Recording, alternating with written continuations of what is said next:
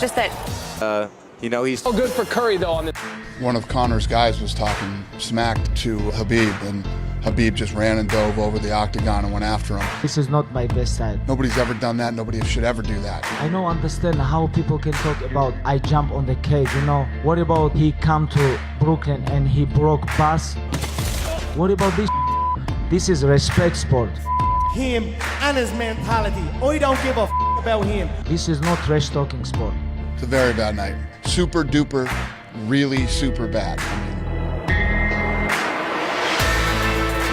Two of the UFC's most recent controversies back in the news today, thanks to the Nevada State Athletic Commission. Brett Okamoto joins us now to get a little deeper into each one of these. Brett, let's start with the commission voting unanimously today to suspend Khabib and McGregor for their respective roles in that post-fight melee at UFC 229 back in October.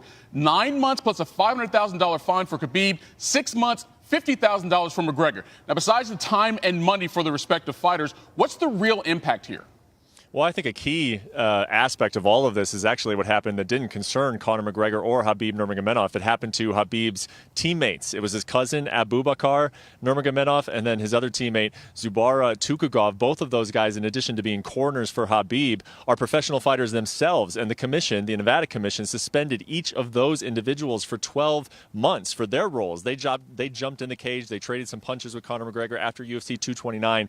And Khabib's manager told me before any of this happened that Khabib's a team player. Those guys jumped in the cage on his behalf. He's not fighting until they're able to fight. So I don't think we're going to see Khabib Nurmagomedov fight until at the very earliest October of this year. And I would say November in New York at the big Madison Square Garden. That's most likely the next time we'll see Nurmagomedov.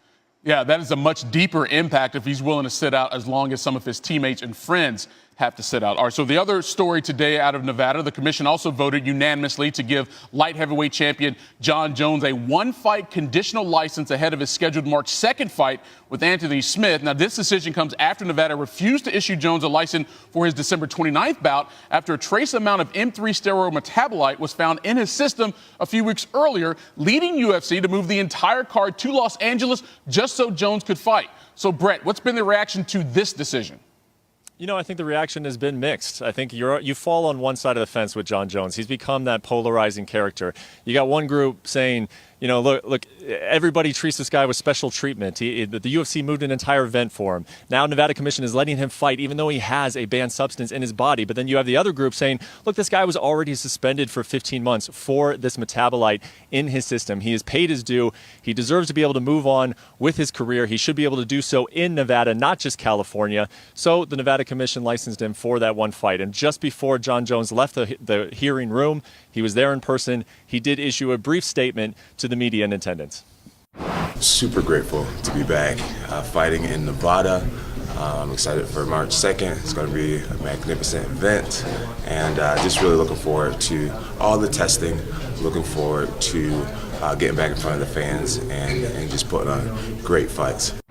So that was Jon Jones. He did receive a conditional license for just the one fight. He would have to go back in front of Nevada if he wants to fight again after March. They want to see how this process goes, but he's going to be tested a lot. He's going to be tested by the state of Nevada, by the UFC, by another independent drug testing company, VADA. So Jon Jones is going to be peeing in a cup a whole lot ahead of March 2nd. As long as the test results are consistent with what they have been, then he gets to fight Anthony Smith. And we'll see that March 2nd there in Las Vegas. Brett Okamoto joining us here.